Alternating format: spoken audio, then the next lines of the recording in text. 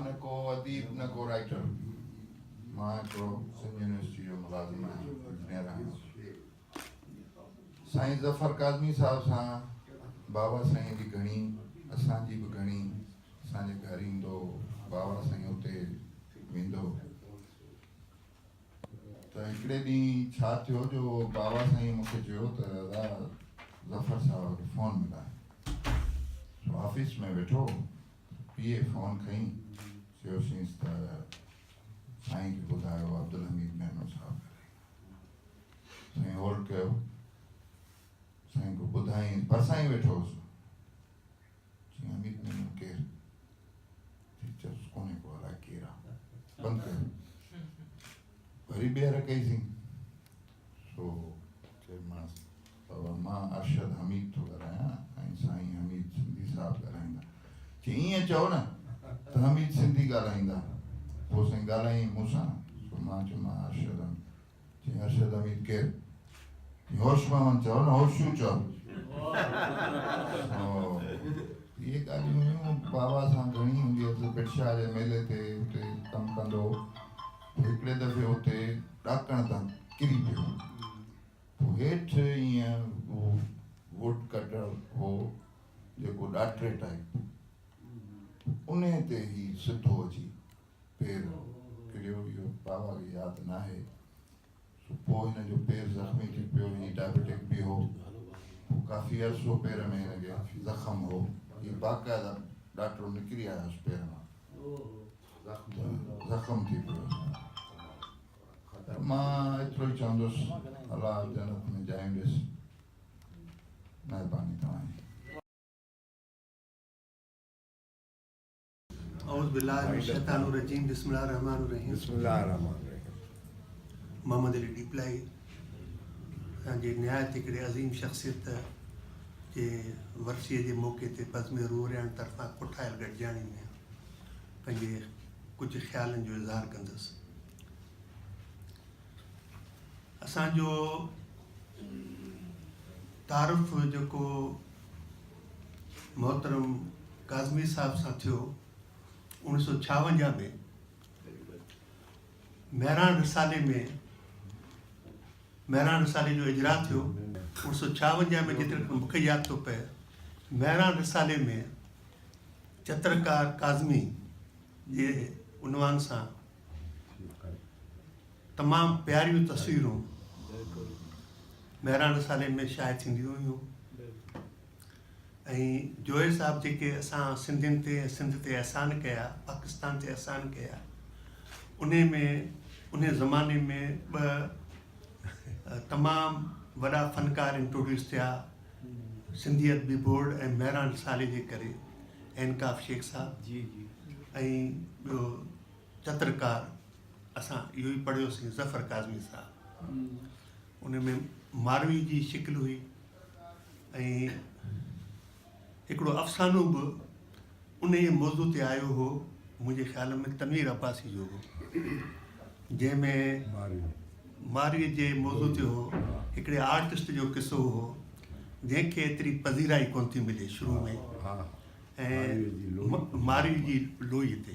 मां इहो सम्झां थो। हा, मूंखे उहो यादि आहे। त पोइ जेको उन फ़नकार जी हिकिड़ी तस्वीर अचे थी ऐं तमामु घणी हुनखे शोहरत मिले थी, भई पहिरीं छा हो जो हुनखे कामयाबी कोन थी मिली, हाणे छो कामयाबी मिली आहे? त जवाबु इहो त मारवी जी लोई लही वई। तव्हांखे शायदि यादि हुजे। ऐं उहा तस्वीर जेका असांजे काज़मी साहिब जी ठाहियल हुई, उहा पोइ नासिर मोराई जे हिकिड़े किताब जो कवर बि थी आई हुई। मूमल राणे जो रातियूं जाॻनि जे, उहो मूमल राणे। हा, सो असां जूं यादगिरियूं उन वक़्त जूं आहिनि। उन ई ज़माने में नासिर मोराई सां बि असांजो तारुफ़ थियो ऐं नासिर मोराई साहिबु तिलिक चाड़ी ते सिंध स्मॉल इंडस्ट्रीज़ जे हैंडीक्राफ्ट जे दुकान जो मैनेजर हूंदो हो। हा हा। ऐं असां गवर्नमेंट कॉलेज में ईंदे वेंदे या शाम जो उते कचहरी ते वेंदा हुआसीं। उते ई असांजी मूंखे हिकिड़ो फ़ोटो ॾेखारियो नासिर मोराई साहिबु, क्रिकेट मैच पियो थिए उन में हिकिड़ो रांदीगर यार ही केरु आहे, ऐं सभिनी खे सुञाणंदो हुउसि उन ज़माने में त ही पाण वारो जेको आहे ज़फ़र काज़मी साहिबु आहे। अड़े इहो जेको क्रिकेट मैच इंग्लैंड जी टीम आई 1956 में, ऐं उन में नालो ॿुधंदा हुआसीं त कराची जो हिकिड़ो रांदीगर ऑफ स्पिनर ज़फ़र काज़मी खेॾे पियो। असांजो ज़हन ज़फ़र काज़मी ॾांहुं कोन वियो, पर मूंखे इहा यादगिरी आहे त इन मैच में सिंध जा 2 फर्स्ट क्लास क्रिकेटर ऐं टियों कराची जो ॾाढो चमकिया हुआ। कराची जो वालिस मथाइस जंहिं ॿिन्ही इनिंग्स में 50s कई हुयूं, ऐं उन खां पोइ हुनखे टेस्ट टीम में शामिलु कयो वियो हो। ऐं ॿियो अनवर शेख हूंदो हो जेको सिंध जी टीम जो कैप्टन हो, उन चङो स्कोर कयो। ऐं ज़फ़र काज़मी साहिब खे विकेटूं त कोन मिलियूं, छाकाणि त MCC या इंग्लैंड जी टीम वॾो स्कोर कयो, सिर्फ़ु 4 रांदीगर आउट थिया, जंहिंमां 2 त ख़ान मोहम्मद आउट कया, हिकिड़ो रन आउट थियो, हिकिड़ो ॿिए खे आउट कयो। पर ज़हन में ज़फ़र काज़मी साहिब जो इहो दौरु अची वियो, ऐं मूंखे सॼी उमिरि इहो अजब रहियो त उन ज़माने में फर्स्ट क्लास क्रिकेटर त हुआ ई कोन को सिंध में, सिंधी त को हो ई कोन को। पोइ अॻिते छो असांजे काज़मी साहिब जो कैरियर डेवलप न थियो? कराची जूं 4-5 टीमूं उन ज़माने में हूंदियूं हुयूं, कराची वाइट, कराची ग्रीन, कराची फलाणो, कराची ब्लूज़। छो उन पासे ध्यानु कोन ॾिने? उहो शायदि सन फर्ज़ंद असांखे कुझु सम्झाए सघे। ऐं ॿियो इहो थियो त इन में असांजो हमीद सिंधी साहिब जो बि यादगिरियूं हूंदियूं त जॾहिं असांजा रसाला इंसान हफ़्तेवार ऐं साईं हमीद सिंधी जो रूह रहिया, उहो ज़मानो ॾाढो महांगो ज़मानो हूंदो प्रिंटर ऐं पब्लिशर वास्ते, जो ब्लॉक कराची मां ठहंदा हुआ, ऐं कंहिं रसाले जे वस जी ॻाल्हि कोन हुई त उहो ब्लॉक पाण ठाराए सघे। पोइ असीं हितां हुतां तस्वीरूं ऐं ब्लॉक तस्वीरूं न ब्लॉक पिनंदा हुआसीं। महिरान रसाले मां असां बि जेको आहे ब्लॉक खणंदा हुआसीं।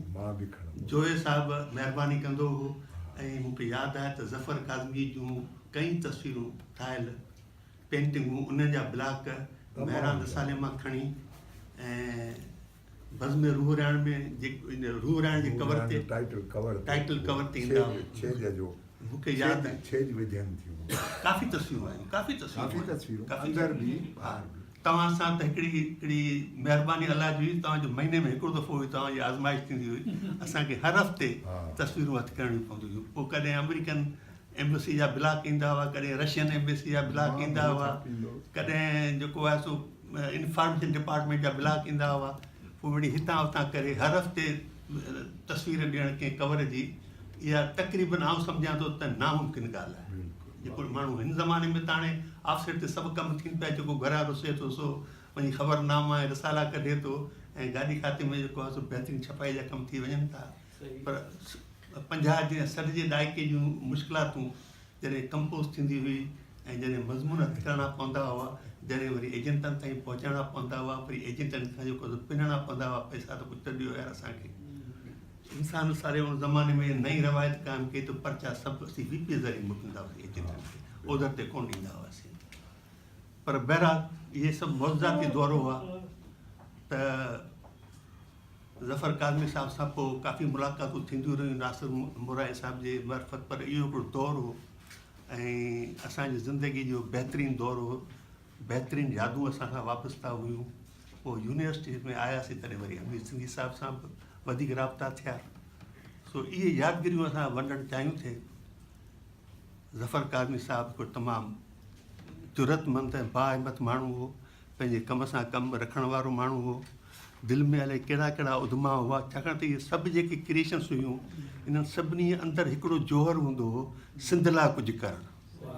उन्हनि खे ज़ाती पज़ीराई जो एतिरो शौक़ु कोन हूंदो, पज़ीराई मिली वेंदी हुई, पर पैसो कोन मिलंदो हो। ऐं हिन ज़माने में बि इहा ई हालति आहे, पर हिन ज़माने में कम जूं तमामु घणियूं सहूलियतूं आहिनि। उन ज़माने में कम जूं सहूलियतूं नापेद हुयूं, कतई कोन हुयूं। हमीद सिंधी साहिब खे उहो दौरु यादि हुयो। ट्रेडल मशीन मैन।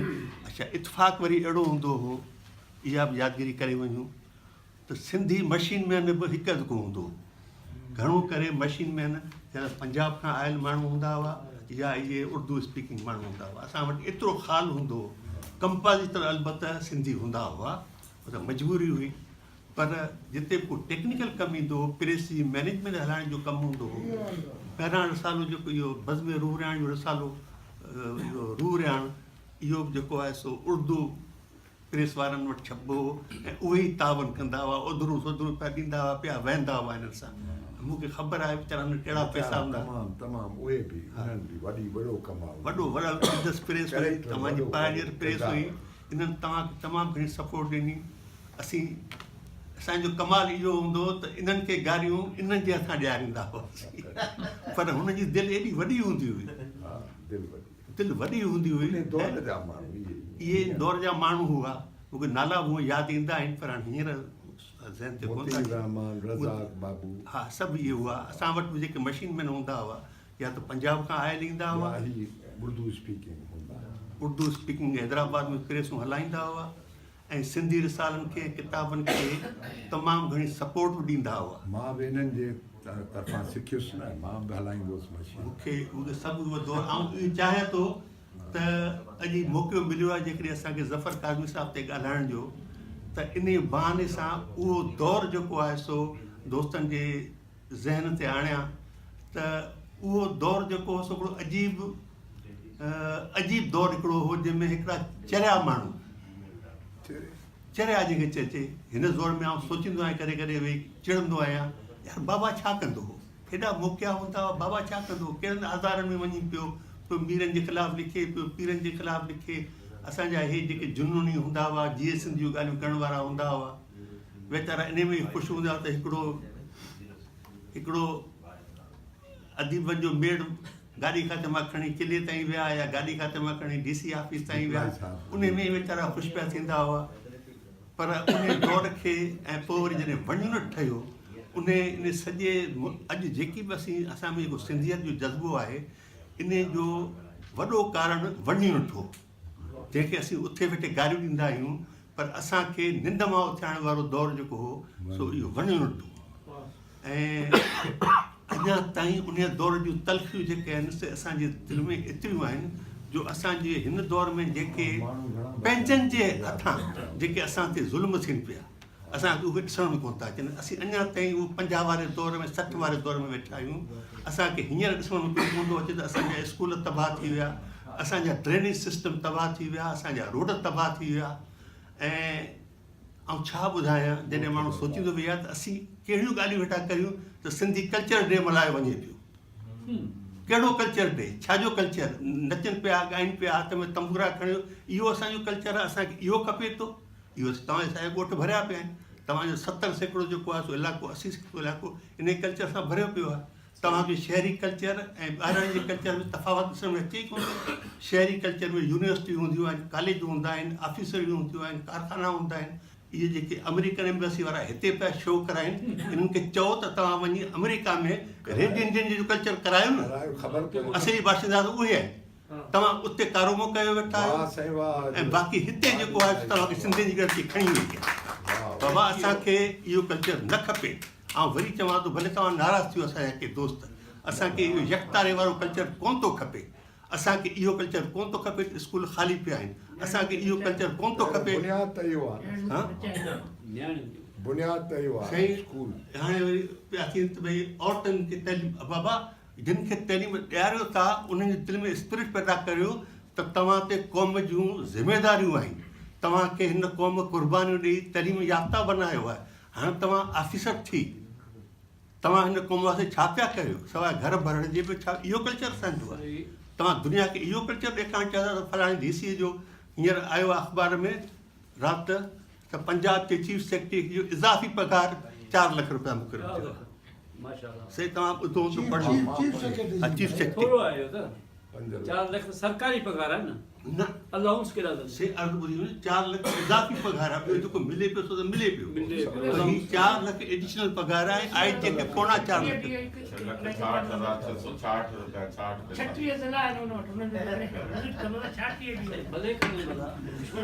साईं मक़सदु ॻाल्हि जो इहो आहे त सिंध जो कल्चर जेको आहे असां वटि घणे में घणो सो आहे फुरमार जो। जिन माण्हुनि 1 यूनिट खे वोट ॾिना हुआ 1954 में, 100 मेंबरनि मां 96 मेंबरनि 1 यूनिट जे हिमायत में वोट ॾिनो हो।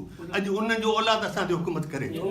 असांजो इहो कल्चर आहे। असांखे इहो कल्चर जो पहलू त ॾेखारियो। असां कहिड़ी ॻाल्हि ते खगी हणूं था? हा, काज़ी अकबर वारनि जी होटल हूंदी है हैदराबाद में, ओरिएंट होटल, बुटे साहब खे कमरो कोन मिलियो हुन में। वञी मीर रसूल बशीर घर वञी रहियो, वरी वीचारो उन्हनि पनाह ॾिनी हुनखे। सो इहो असांजो कल्चर आहे। महिरबानी करे अखियूं खोलियो। ऐं वरी ईंदुसि ज़फ़र काज़मी साहब ते, त उहो जेको पछाड़ी में फ्रस्ट्रेशन हूंदी हुअसि, हू हिकिड़ो हक़ीक़त परस्त माण्हू हूंदो, वसी मुताले जो साहबु हूंदो हो। ऐं उहो बि इन्हनि नतीजनि ते पहुतो त यार असांखे छो था बंबलाइनि, छो त असांखे ग़लति रस्तनि ते विझनि। असांखे इहो ॿाहिराणी जो कल्चर कोन थो खपे। हाणे असीं चाहियूं था त शहर ॿाहिराणी में पहुचनि, ॿाहिराणियूं शहर में न अचनि। असांखे इहो कल्चर कोन थो खपे त अव्हांजा गटर ऐं नालियूं जेके आहिनि पिया वहनि। इहो असांखे कल्चर खपे थो छा? असांखे इहो कल्चर खपे थो त मास्तर जेके आहिनि 12 आहिनि, शागिर्द 2 आहिनि। असांखे इहो कल्चर खपे थो? असांखे उहो कल्चर खपे थो जंहिंमें अलीगढ़ यूनिवर्सिटी क़ाइमु थी, जंहिंमें सिंध यूनिवर्सिटी क़ाइमु थी। सिंध यूनिवर्सिटी पाकिस्तान जी बहितरीनु यूनिवर्सिटी हूंदी हुई। अॼु उन यूनिवर्सिटी में छा पियो थिए? सभु जेके पुराणा मुलाज़िम, उन्हनि जो औलाद, उन औलाद जो औलाद पियो नौकरियूं करे। सभिनी खे हिकिड़ी जागीरूं मिलियूं हुयूं आहिनि। असां वटि वॾेरा रुॻो ॿाहिराणी जा वॾेरा न आहिनि, शहरी वॾेरा बि ॾिसो। हर डिपार्टमेंट में सीनियर जेके माण्हू रहिया आहिनि, उन्हनि जा औलाद पिया नौकरियूं कनि। हिकिड़ी गादी पुट खे उते बि गादी नशीन वेठा आहिनि। इहो असांजो कल्चर जेको आहे सो असांजे वास्ते हिकिड़ो ज़हर आहे। हाणे वरी अमेरिकन माण्हू वरी कहिड़े पिया, उनखे पाकिस्तान में सिर्फ़ु सिंध में ॾिसण में अचे। सिंध में हिकिड़ो फंक्शन, सिंध में ॿियो फंक्शन, पैसा पिया हलनि। छा मक़सदु आहे असांखे ख़बर कोन थी पवे।